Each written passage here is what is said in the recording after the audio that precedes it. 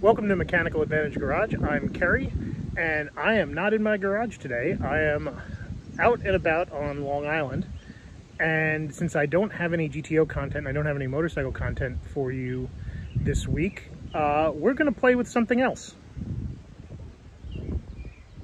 Yeah. This is my parents' 1957 Corvette. And as you can see by the emblems in the cove, it is a fuel-y Corvette. Although it is not the kind of fuel injection that originally came with this car. Although this is a real fuel-y car, the original motor was long gone. We do still have the original fuel injection unit and the original transmission, but this is no longer a numbers matching car. Now, if you had watched my video about my GTO, the first video where I went over some of the history of me owning the car, you will remember that I talked very briefly about this 57, as it was originally a purchase that my mother and I had done on her birthday in 1997. She had wanted this car as sort of a tribute. She had a cousin in the 50s who had one, this color scheme, and she wanted to sort of relive that, and I wanted a project car. And we actually wanted a family project car because my father and I, this was supposed to be one of our sort of bonding things to go together. But you know, as sometimes things don't work out, my father and I kind of fought a little bit about the direction of this car, and he ended up buying out my interest in it, and I used that money to buy the GTO. And then the car, it got finished in the 90s, had some paint issues that ended up pushing it into storage for roughly 20 years. And then they pulled it out in 2019, and it was treated to the rest of the restoration, new body panels and everything, and here it is now. So as you can probably see, there, where the tack is, that is not a tachometer. That is the control panel for the Holley Sniper. And if I go down here, it looks like a stock 4-speed, but there is an extra gear. So the engine that's in this, and I'll pull it out in a second, I'll open the hood and I'll show it to you in a second, is actually a Crate 350 with a Holley Sniper, and the transmission is the new Tremec TXX 5-speed manual, and it has a super low 0.68 fifth gear because this is an original December build date 410 posi traction rear car. It's one of the first 57 Corvettes to come with a posi. It was available that year, and I think there's like 1,500 or 1,900 units that came with the 410 posi, but this was one of the first ones. December was the first month it was available, and this has a December build date. A December 56 build date. So let's get a shot of that engine. So pardon some of the wind noise here, but here is the Crate 350 from General Motors that we put in the car. We got this actually from Jegs. There's the Jeg sticker. And the Holley Sniper that's on it. And we have had no issues with the Holley Sniper so far. It has 611 break-in miles on it. Aluminum radiator, electric fan. Really is meant to be more of a driving car, because that's what my parents wanted to do with this. They wanted it to be their Power Tour car. And actually we were supposed to do Power Tour 21 with it, but it wasn't ready in time, and they took the ZR1 instead. So here's the Sniper box. Now this is not an LS 350. This is a Vortec 350, one of the engines that predated the LS. So it makes about, I want to say, an honest 380 horsepower, almost 400. But you don't really need much because the whole car is only 2,900 pounds, right? It is not and that's 2,900 pounds wet. I think it's 2,850 dry. And it is not a heavy car by any means. No power brakes and no power steering. You can see the extension here. One of the concessions to safety is it does have a dual master cylinder. Cars did not come with dual masters until 1965. So this is also a modern upgrade. So now you have one line for the front brakes and one line for the rear brakes. Whereas, you know, the original 50s master cylinder would just have one line for all 4 brakes, and if you lost brakes, you lost brakes. You know, I guess that's why old movies, they always talk about, oh, somebody's brake lines were cut and they had an accident, because, yeah, in those 30s and 40s cars, if you had one line cut, you had no brakes. The steering wheel is actually a replica. It's a 15-inch. Normally these would have 17-inch wheels, but this is one that's meant to look like the original wheel, but it is much smaller because, as you can see, there isn't a lot of room in this car. This seat is all the way back. One of the problems with 57s is they have this extra long steering column here that's 2 inches longer than the 59 through 62 cars. So it is kind of problematic to sit in this car if you're a husky gentleman such as myself. These seats are actually original 1957 seats. They are not recovered. They haven't been restored in any way. These are just the original seats to the car. And the same thing with the door panel. Well, no, the door panels are brand new door panels. The carpet's brand new, but the dash pad is the original dash pad as well, right? This is the original red dash pad that was in the car. The car had 52,000 miles on it originally when we pulled the speedometer out, but they reset it to 0 when the car was rebuilt because, well, frankly, there's nothing really old in this car, except maybe the seats, and who cares about the mileage in the seats. So the original spec for this car was a 283 horsepower, 283 cubic inch fuel injected 57 Corvette, but with a 56 build date. It was not a 4-speed car. It was a 3-speed manual car. And the other thing was the rear end is the 411 rear. That was the other upgrade that the car had. So it would have been a performance car for its time. Zora Arkus Duntov loved the Corvette 3-speeds for racing. A lot of the Sebring race cars ran them instead of 4-speeds because he could run lower gears with the wide ratio and get them off the line, especially Corvettes at Sebring and Daytona. You know, where you had this wide split, so you had a lot of tight turns heading up to long straightaways along the beach or long straightaways along pavement. Some other things I could tell you about. Oh, so this isn't actually the original color of this car either. The car was a red interior car, but its original paint was black. And it did not have a cove. It was a black car, red interior, dog dish hubcaps, and the Fuel E350, sort of a Black Widow setup. I personally was working at the shop that had started to restore the bodywork on this car, Vet Dreams, in the 90s, and I stripped this car myself, and it had 7 to 8 paint jobs on it, including some bass boat metal flake blue and green. At one point, we don't have a lot of history on the car, but at one point we know it was a straight axle gasser with a tilt front end because somebody had glassed together the whole front end piece. It was cut right here along the belt line so that this top could lift off and the whole front end could lift off. And the way they repaired it was they just sort of glassed everything back together using cardboard as the seam bridge, right? So when a Corvette body panels, they're butted up against each other, and then they have a seam strip that goes along the backside of it.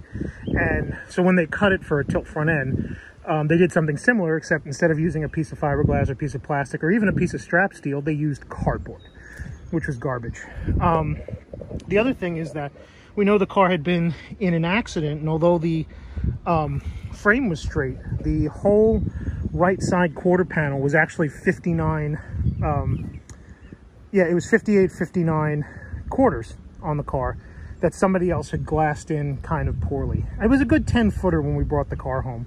And it was in this color scheme too, this red and shoreline beige. But it had issues. Otherwise, it's kind of a great color scheme. And actually, the reason why we kept it this color is my mother's cousin, who owned one of these new, this was the color of his cars. He had a Venetian red, shoreline beige, red interior 57. I don't remember if his was a Fuelie or not, but being that this was an original fuel injection car, we decided to at least honor it with modern fuel injection and the fuel injection badges. Some other little details. Normally, these exhaust tips would be cut off flush, but anybody who's owned these cars for a period of time can tell you that when you first fire it up, there's sulfuric acid that comes out the exhaust tip, right? That's how engines work. As they heat up, they make acid, and then once they get out, it burns it all off. But if you cut these flush, it trickles down into here, and it ends up rotting the whole bumper, and then eroding the fiberglass panel. So you actually will get like exposed glass and a hole eventually if you're not careful. So the extensions were left out on both sides. They're even and they look great, but yeah, that's one of the more concessions to functionality. The hubcaps, they came with the car. We have them. Nobody wanted to put white walls on these cars. They do look great. I am a sucker for 50s white walls, but I don't know. The black walls on this just make it look more sporty. It's just a really good looking car with this setup. So yeah, I'd prefer to put the dog dishes on, but you know, the poverty caps for these cars are kind of hard to find just for Corvettes. A lot of people run the 55 to 57 dog dish hubcaps, and you really can't tell the difference. But Corvette hubcaps have cross flags, and the Tri-5 Chevy dog dishes have just bow ties on them. So the annoying thing about Corvette people is they love to point out your flaws, and who wants to invite that kind of trouble? These are the original hubcaps that were on the car, and honestly, they look great. They really don't they don't look bad at all. They look like knockoffs. They're not, but they're kind of a sexy look. So I don't know what else to tell you about the car, so why don't we take it for a drive, and I can give you some driving impressions of it, and we can have a little fun with it and see how it performs on the road. One of the interesting things about this is, even though my family has owned this car for 20 some odd years, almost over 25 years, I've never driven it. It's never been running when I've lived at home with them.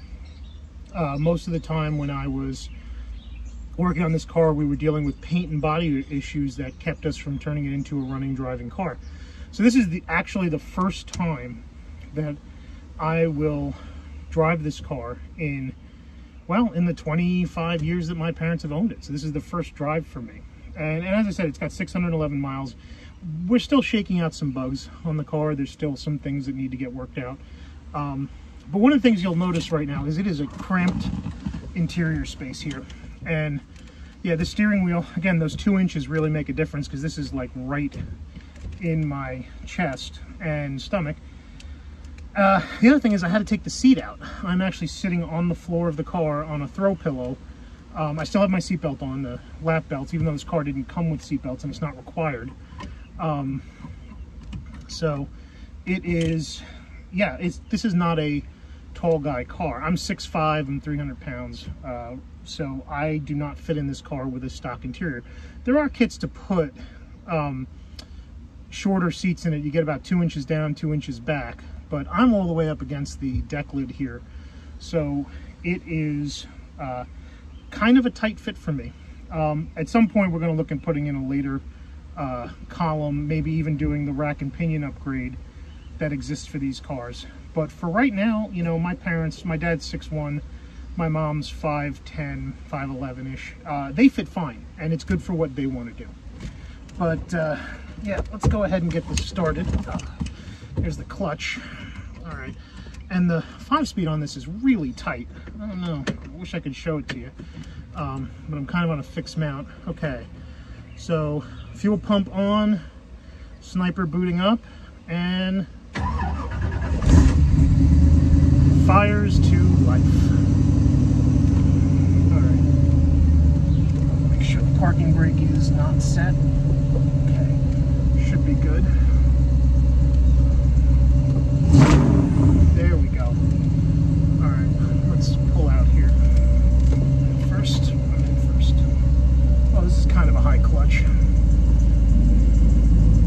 Oh, well, the parking brake is set. There it is. Okay. Parking brake on this side is kind of a weird lever system. it's not a pedal and a pull to release. It's like an actual aircraft T-handle that you have to rotate and pull in, like you're locking in the bomb bay doors on a B-52, which is appropriate for a Cold War era 50s hot rod. Here's how that parking brake works, in case when you heard me talking about earlier, like an aircraft lever. So you pull this out to arm the brake, and then to release it, you turn it left and you push it all the way in, and then it clicks forward.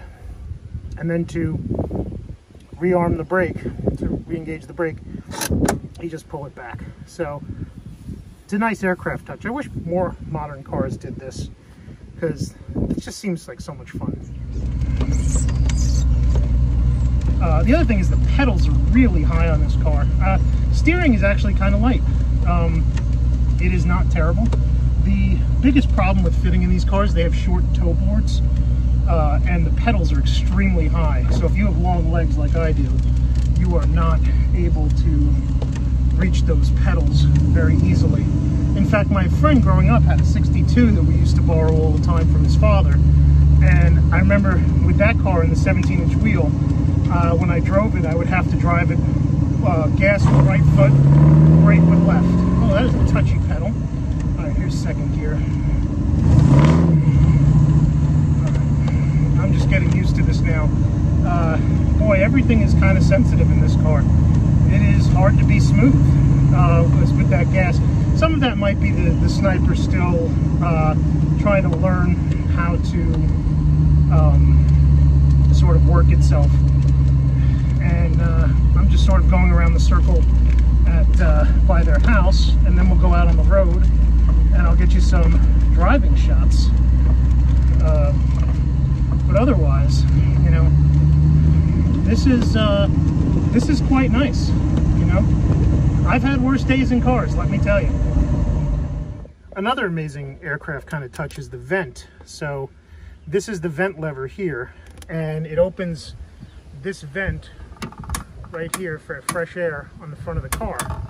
And one of the ways you do that is you grab this like it's a flap handle in a private airplane, and you just click it all the way down and the vent opens.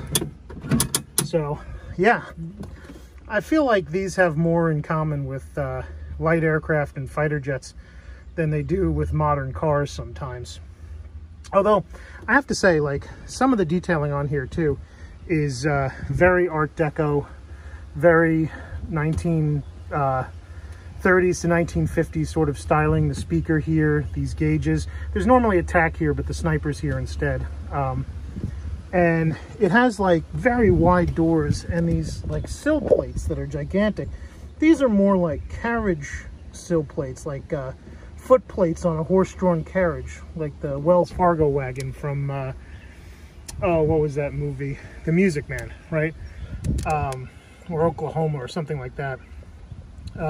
There's just a lot of details in this car that you kind of remember that these were designed by people who were alive when horse-drawn carriages were commonplace and in the streets, because we hadn't really given up on that sort of thing yet.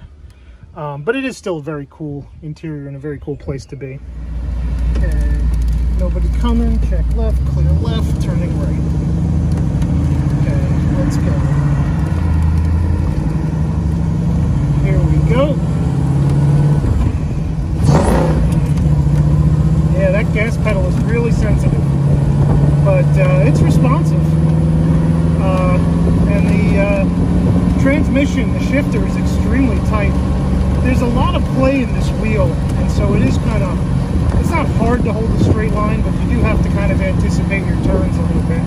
And this is, by the way, a new steering column, new steering box. There is no old component in this car anywhere. And we're just doing the speed limit right here. Put it in the third. You know, sorry for the camera shakiness. The mount is a little wobbly, but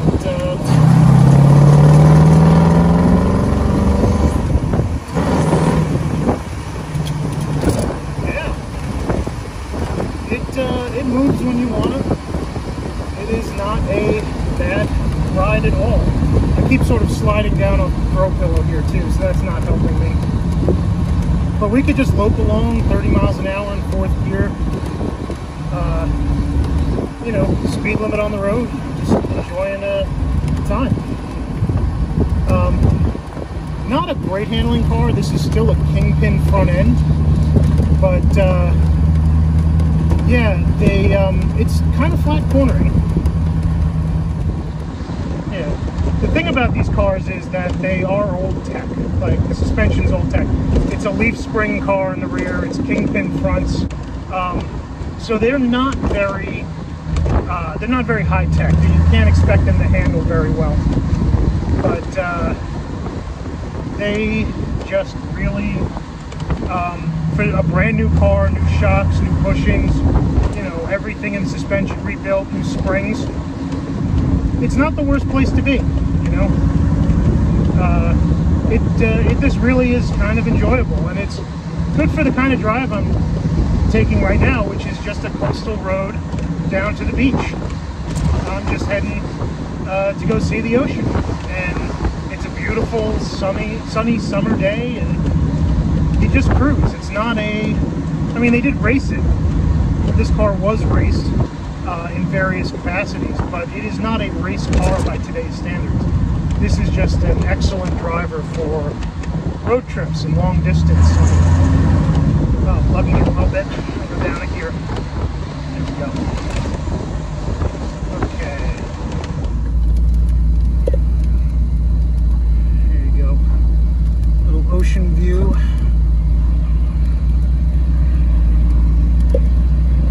Just sort of cruising along.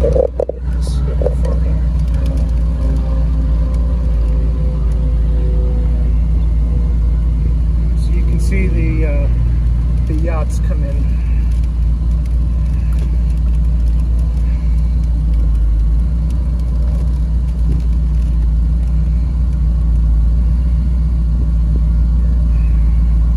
We're just taking a nice beach cruise in the car. So here we are, just loping along in first. It idles about 800 RPM. We're at about 1800, 2000. As soon as I get past the ranger station here, there's a nice straight stretch of road.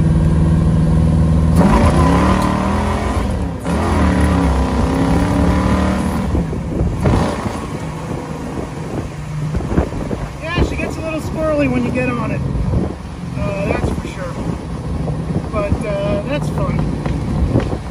A little backfire from the sniper out the exhaust, but this really does drive nice.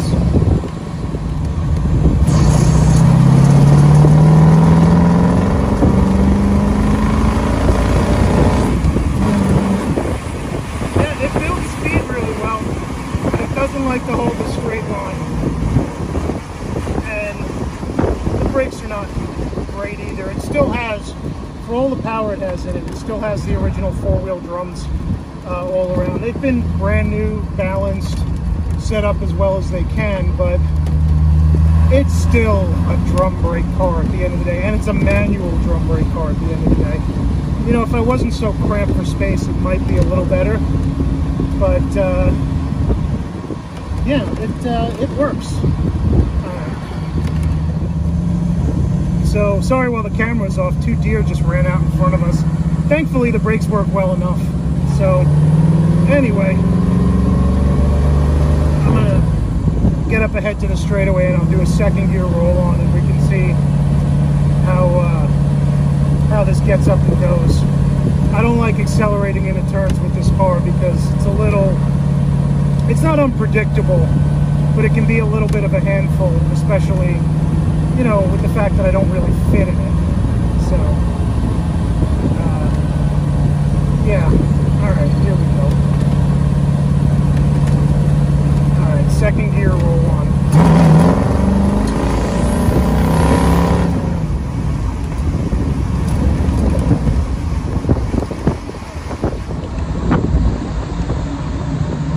Overall, I'm really happy way that this car turned out. I mean, it's not done yet.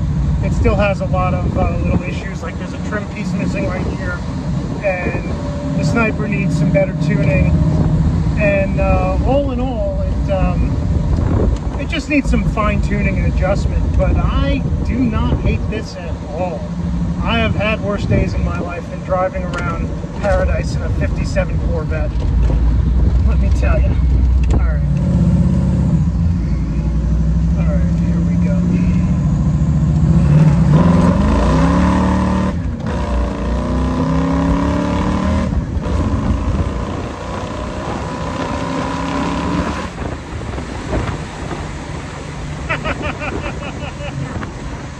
Man, what a trip. Oh, dear. Man, they are just all over today. You know, you can't smell it, but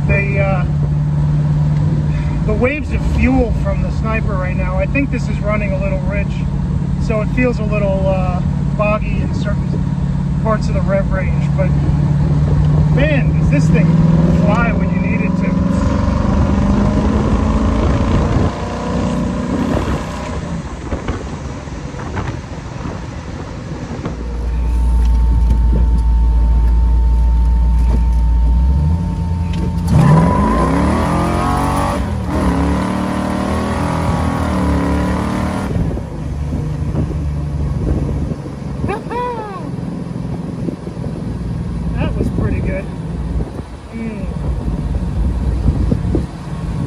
It just get ups and goes, man.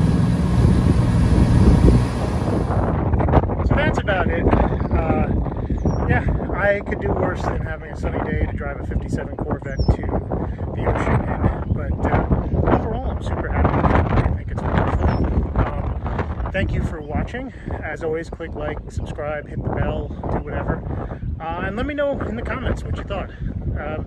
And hopefully I'll have more GTO content for you next week. So thank you and take care.